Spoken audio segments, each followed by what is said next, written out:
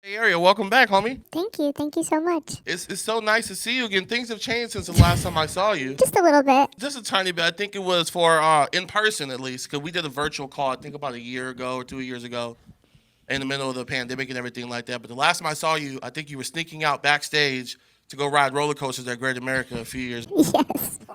I love roller coasters. Yeah.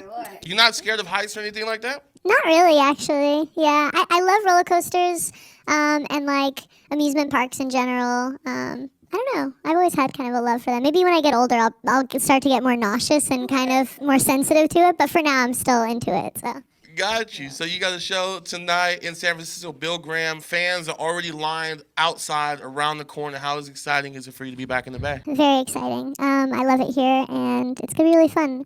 I have a fun little show planned for everyone, so I'm excited for them to see it.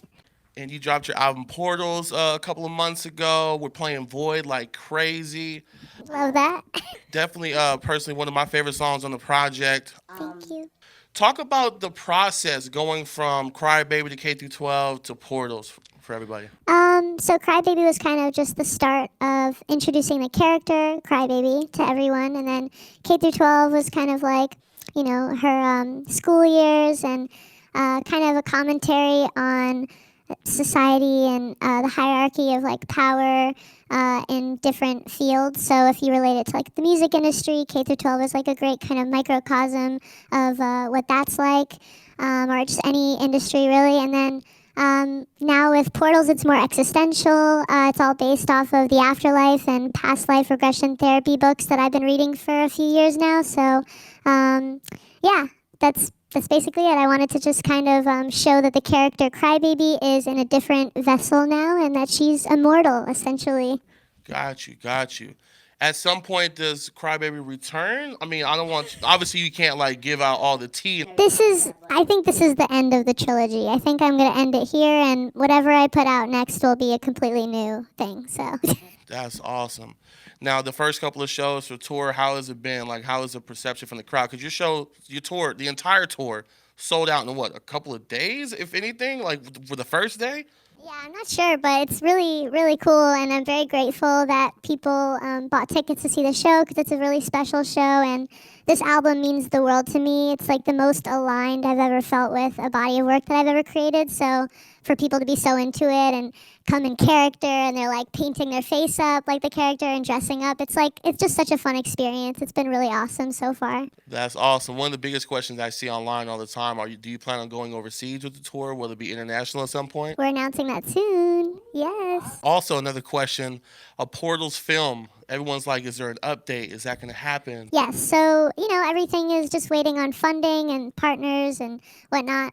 So still just waiting. I've been sitting on the script for like years now, so it's been a while that I've been waiting to finally film it. But also with touring, we have to find the right amount of time in between tours to actually be able to film it when we do get the budget, because it's not just coming from the label. I think that's the confusion. Is a lot of my fans are like, oh well, the label, but it's like the label. I'm working with them on music videos so that I could still make music videos, and then the film is like a separate thing that I'm trying to get funding for. So it's a whole separate industry going into film rather than in music. So it's different than K through 12. For sure. And like the thing is with your videos, with everything that you do, from what I've noticed since I became a fan of yours, since you came to our Summer Splash show, because that's when I was introduced to you and everything is very elaborate. Like you take it very serious. Your creative process is super, super dope. Where do you get that inspiration from? Like, are you just hanging out in the room and just like taking notes and different things like that? Yes. Most of the time, I am just sitting down on my laptop and just trying to brainstorm a bunch of different ideas until something feels like it fits the most. But it just, inspiration strikes you in weird places. Sometimes I'll be in the car looking out the window, and all of a sudden I'm like, oh my God, that would be an amazing idea. And then I just write it down, and then, a month later I'll come back to it and be like, okay, let me make this video treatment and send it in and try to work with, a producer on how we're going to be able to actually execute this and make it, as close as possible to what I see in my head, which is always the hardest part. So, yeah. For sure, for sure. Now for the creature, like creating a creature, um, were you ever nervous? 'Cause I know you talk a lot about anxiety in your interviews and different things like that. Because I've definitely looked into it. And me personally, like my biggest anxiety, what makes me anxious is going into a room for the first time. Because I'm a bigger dude, So I'm always worried, what are people going to think initially? Did you have any like moments where you're like, maybe I shouldn't do this, maybe I should, anything like that? And how do you like overcome that if you do get to that point?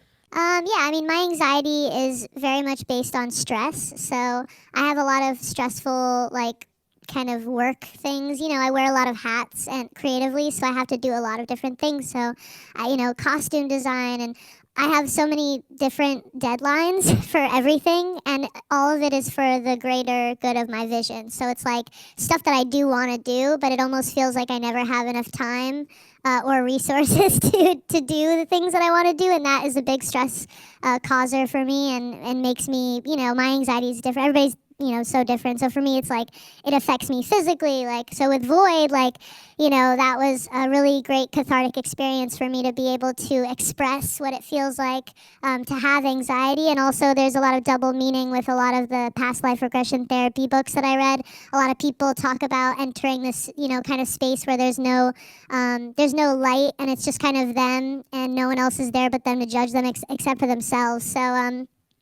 So yeah, that's kind of what anxiety feels like for me. So I kind of wanted to blend the two with that song, and I'm glad that people are resonating with it. Absolutely, absolutely. Now, Diamond, who's one of the producers here at the station, she asked me to ask you, what is the creature's skincare routine? Ooh, that's a good question. Just I think a lot of like mud facials and just laying in the moss until you're completely overtaken by nature. Yeah, That's pretty fire. I might have to try that one day. it works. Word, word. A message for your fans here in the Bay Area and everybody listening tonight. Thank you for your support. Thank you for growing with me on this journey. It's gonna be a really fun show. I can't wait for you to see it. And yeah, that's it. I love you. Thank you so much, Melanie. Melanie Martinez. Woo!